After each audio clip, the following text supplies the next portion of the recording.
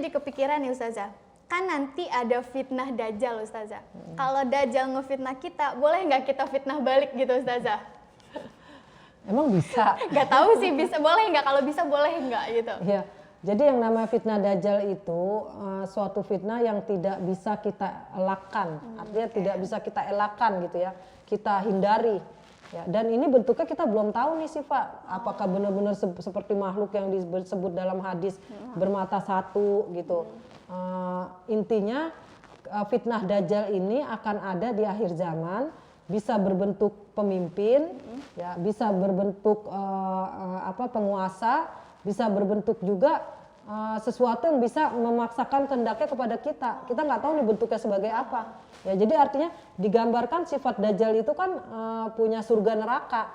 Dia punya surga, punya neraka. Dua-duanya nggak ada yang bisa kita pilih. Tapi kita harus mengikuti Dajjal ini. Ya, mengikuti dalam arti Dajjal ini akan memaksa kita, kalau pemimpin, kalau bentuknya pemimpin, dia akan memaksa kita untuk menjadi rakyatnya. Naudzubillah.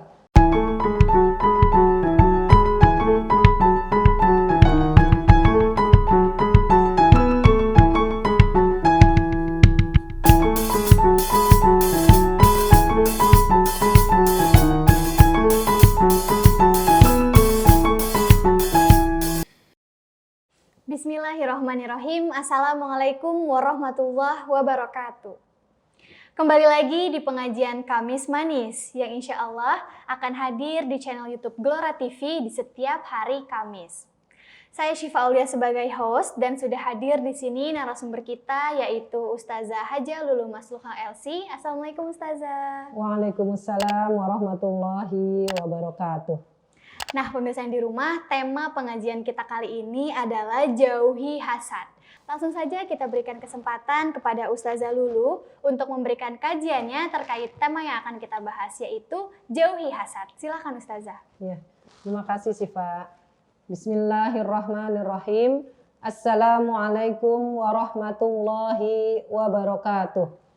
Alhamdulillahirabbil alamin, hamdan katsira kama amar. Hamdan yuafi ni'amahu wa yukafi'u mazidah. Nasta'inuhu bisabri wassalah alal birri wat taqwa. Wa nastaghfiruh min jami'id dunub wal khataya. Wassalatu wassalamu ala ashrafil anbiya'i wal mursalin. Wa ala alihi wa sahbihi ajma'in amma ba'du. Alhamdulillah, alhamdulillah. Kita kembali bersama di pengajian Kamis Manis. Mudah-mudahan pengajian ini memberikan keberkahan buat kita semua dan mudah-mudahan Allah ridho terhadap apa-apa yang kita lakukan dan mudah-mudahan Allah berikan kebahagiaan buat kita di dunia dan di akhirat. Salawat dan salam sama-sama kita sampaikan kepada Nabi Muhammad Sallallahu Alaihi Wasallam beserta keluarga dan sahabat beliau. Mudah-mudahan kita juga termasuk manusia-manusia pilihan yang mendapat syafaat yang banyak di yaumil akhir. Insya Allah tema kita kali ini tentang jauhi hasad ya, Syifa ya. Jadi memang ini hasad ini satu penyakit hati yang sangat parah, sangat berbahaya Syifa. Dan ini bahkan bisa menghabiskan semua amalan-amalan kita yang baik-baik ya. Karena hasad ini artinya adalah bahwa mengharapkan hilangnya kenikmatan dari orang lain. Ya, artinya orang yang mendapat nikmat, kita yang sakit hati. Iya. Naudzubillah ya. Banyak ini contohnya di sekitar kita ya. Bahkan hasad ini benar-benar nyata di hadapan kita. Makanya dalam sebuah surat pun disebutkan surat Al-Falaq ya. Surat Al-Falaq, wa min syarri hasidin idza hasad. Dan dari kejahatan orang-orang yang dengki atau yang hasad apabila menjalankan hasadnya atau kedengkiannya. Ya, jadi dari orang yang hasad itu ada yang cuma di dalam hati, ada yang kemudian dikeluarkan dengan kata-kata, ada yang dengan lirikan, ada yang dengan cemohan ya. Ada juga yang benar-benar melakukan kejahatan. Ya, artinya melakukan kejahatan itu berusaha untuk menghancurkan nikmat yang didapat temannya atau saudaranya ya. Kan hasad itu begini sih Pak, orang susah kita seneng, orang seneng kita nggak susah, kita nggak seneng nggak gitu. seneng gitu.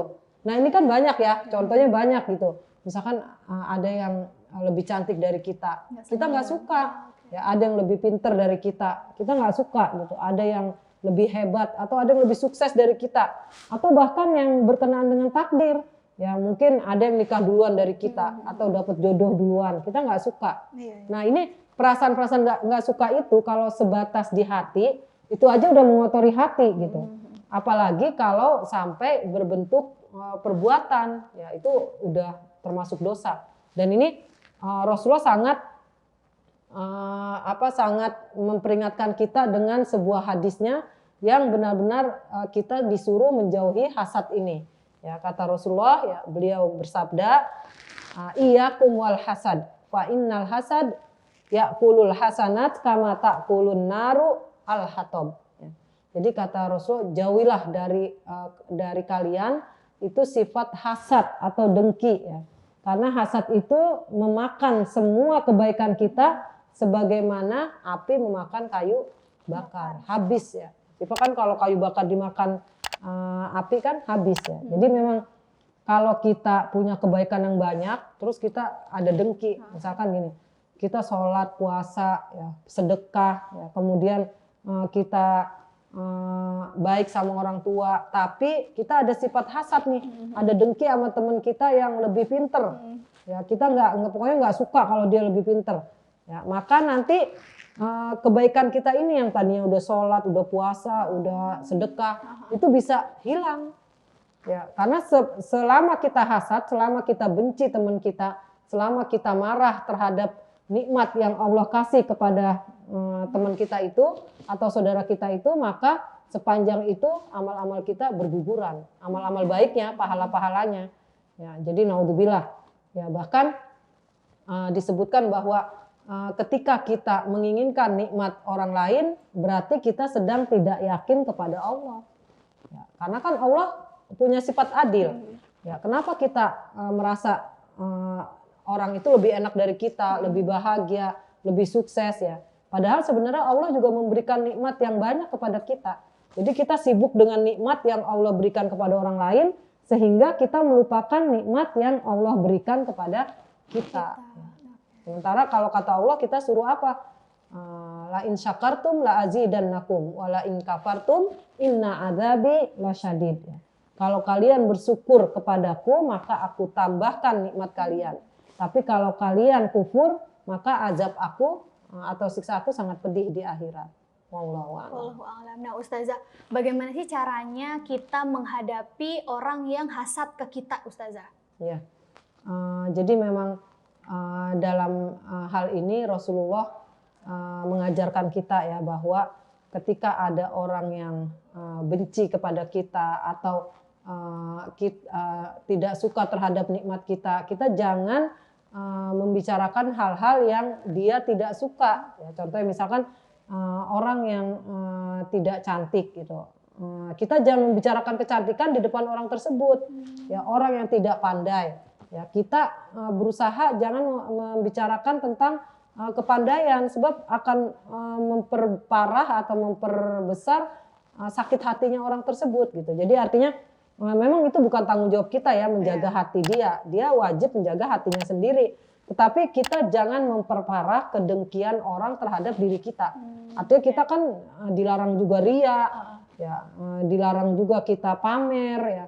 Kemudian ya udah apa yang kita lakukan karena Allah, artinya kita membantu saudara kita supaya tidak bertambah penyakit dengkinya dengan menolong dia untuk bersyukur kepada Allah, gitu sih Pak. Baik Ustazah. Nah Ustazah kan dari kehidupan Syifa gitu, dari yang Syifa jalani itu kalau orang yang hasad itu biasanya dia semakin sengsara Ustazah. Bukannya dia nggak senang sama kita, terus kemudian Allah berikan nikmat deh gitu, biar dia nggak iri lagi sama kita gitu. Tapi justru mereka malah sengsara, itu kenapa Ustazah?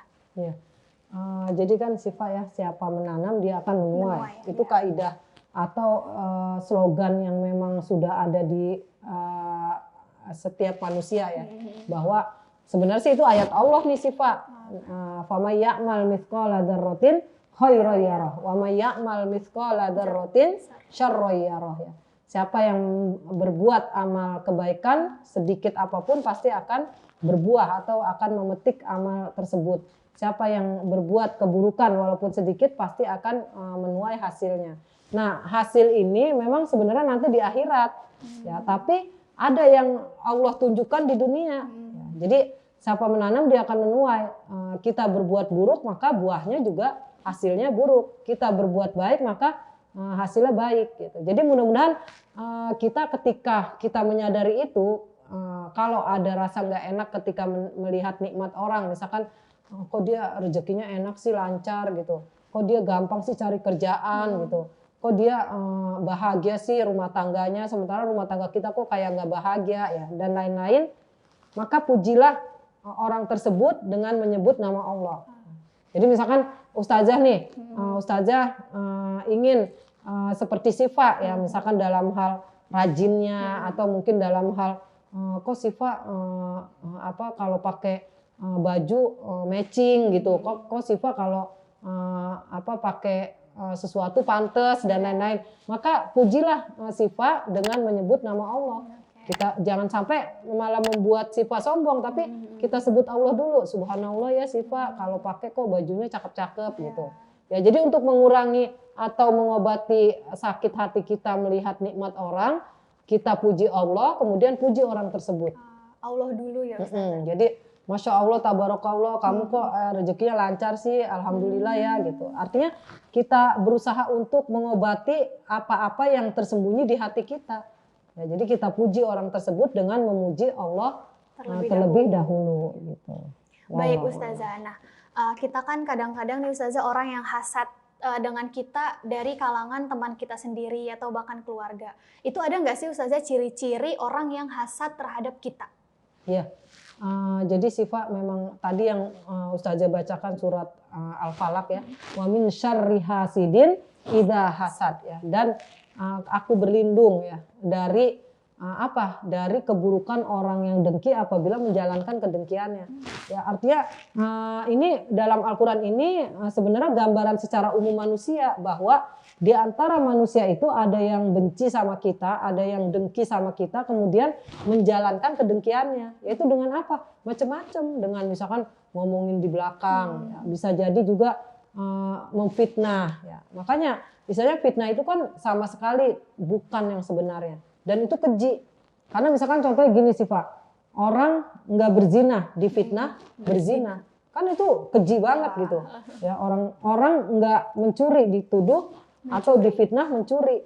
Ya, orang nggak korupsi, tahu-tahu difitnah korupsi. Artinya ini bisa jadi yang membuat dia jadi misalkan di penjara karena korupsinya dan lain-lain adalah fitnah gitu. Nah, fitnah itu dari siapa? Dari orang yang membenci.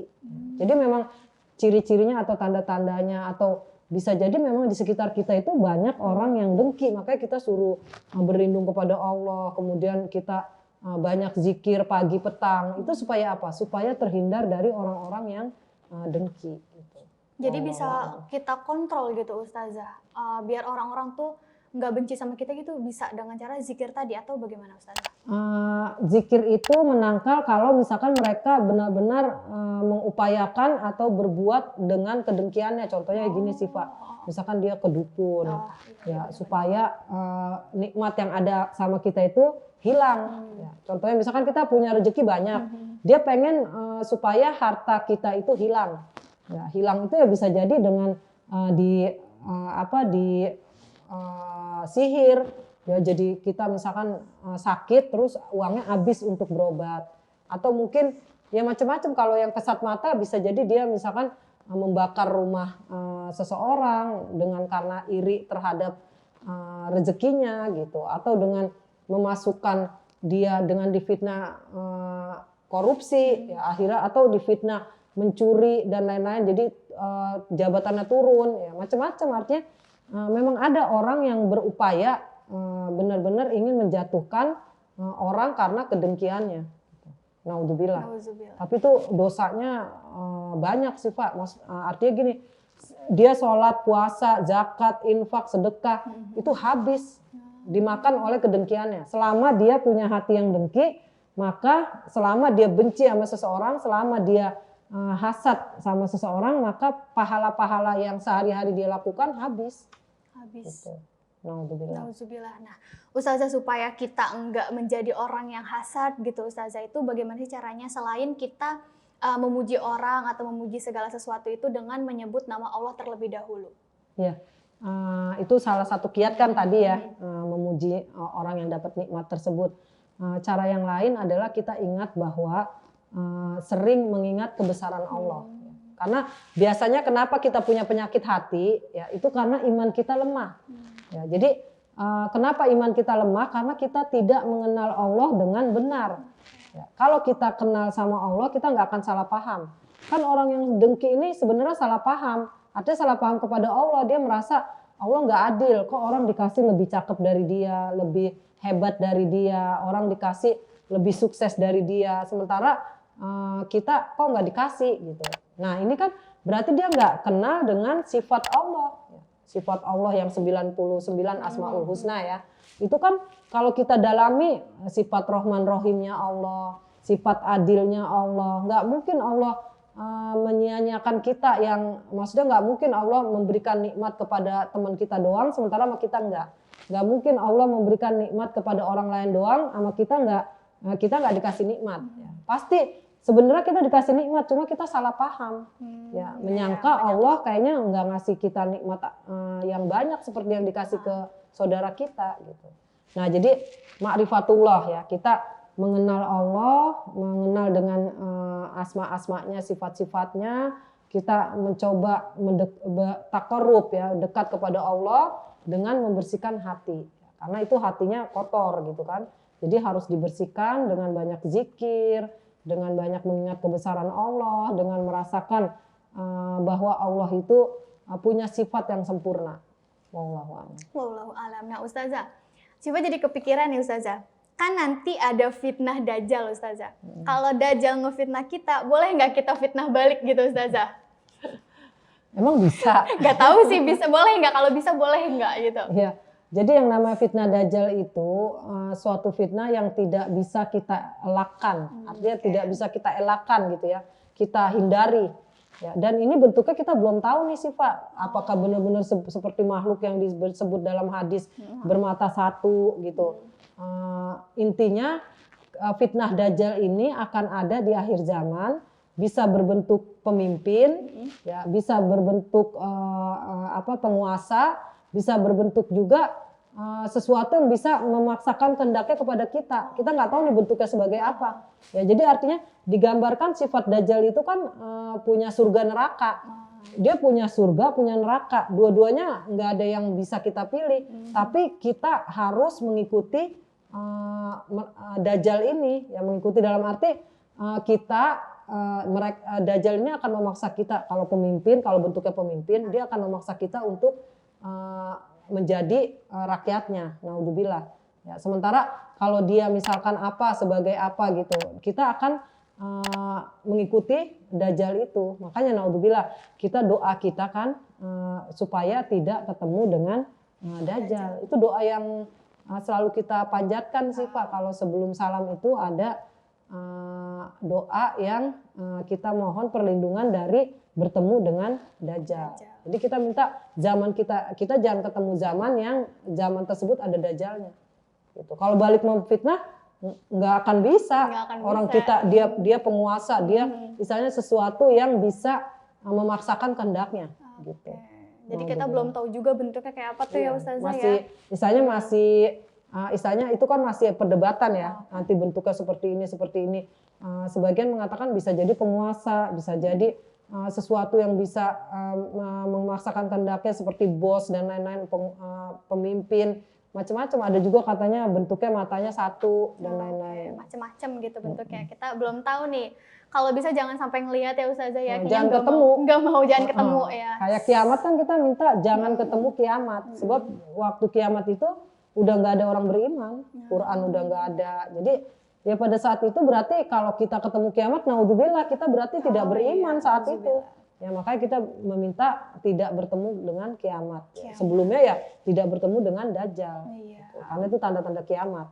Iya betul Ustazah. Allah. Wallahu alam. Baik pemirsa yang di rumah dan dimanapun berada, terima kasih sudah menonton kajian ini dari awal sampai akhir.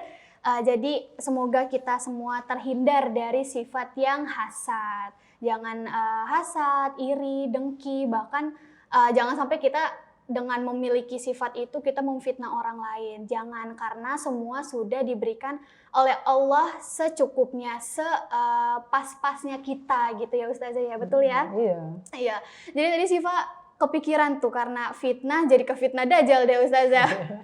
Oke, baik pemirsa yang di rumah, terima kasih sudah menonton tayangan ini. Semoga ilmunya bermanfaat untuk kita semua.